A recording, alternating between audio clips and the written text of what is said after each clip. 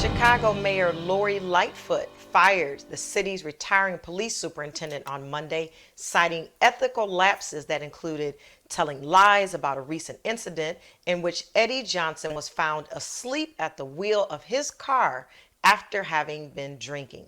Named to the job in the wake of a police shooting that killed a black teenager, Johnson was dismissed after the mayor reviewed an inspector general's report and video evidence related to the night in mid-October when officers discovered him unconscious in his SUV at a stop sign. He initially blamed his failure to take his blood pressure medication and said that he had had a few drinks with dinner earlier in the evening. Jay Shakur via phone is here joining us from Washington, D.C. with more. This is interesting. You know, the officers didn't conduct any sobriety test and they let their boss drive home. So, Jay Shakur, talk to us about this. Yes, Nietzsche. I think, quite frankly, this whole situation going back to October is just irresponsible on both Eddie Johnson's part and and the policeman that did not do a sobriety test. If you look at this, while it is responsible, I think this dismissal of Eddie Johnson is more of a structural move that is a long time coming. Looking at and considering the facts under Eddie Johnson this year alone, 2,300 people shot. Looking at just violent crimes now, 2,300 people shot, 424 people were killed, and this is from January 1st just up until October 24th.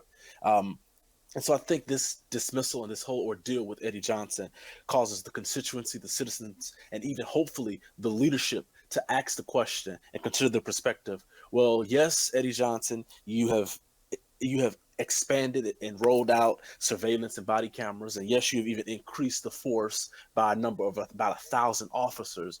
But what are you doing structurally in terms of quality and not quantity?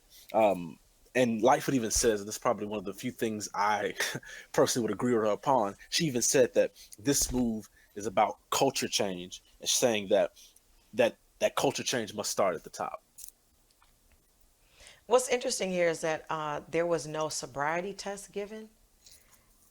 What's your thoughts on that? No, I think it's unfair. I think it's a bit of hypocrisy because just because you enforce the laws does not mean that you're above the law. Does not mean that you're above protocol either. I think that is irresponsible, and I think it shows a bit of hypocrisy and double standard um, that people who tend to execute and enforce the law have. Yeah, because the simple fact is that anyone who has been under the influence has the ability to affect the lives of others. And so Yes. the fact that there was not a sobriety test in this situation is quite interesting to me. In 30 seconds or less, give me your final thoughts on this whole scenario. I think it again. As I said, it's a long time coming. I think Mayor Lightfoot's handling of the situation, she did it unbiasedly. She didn't let politics get involved.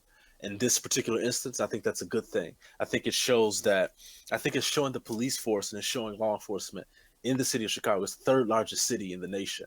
Um, and it's showing them that irresponsibility, you cannot properly serve and protect if you're irresponsible. And I think this was that Absolutely. thing that pushed that. Jay Shakur, all the way from Washington, D.C., thank you so much for joining us. Always a great conversation. Thank you, Nietzsche.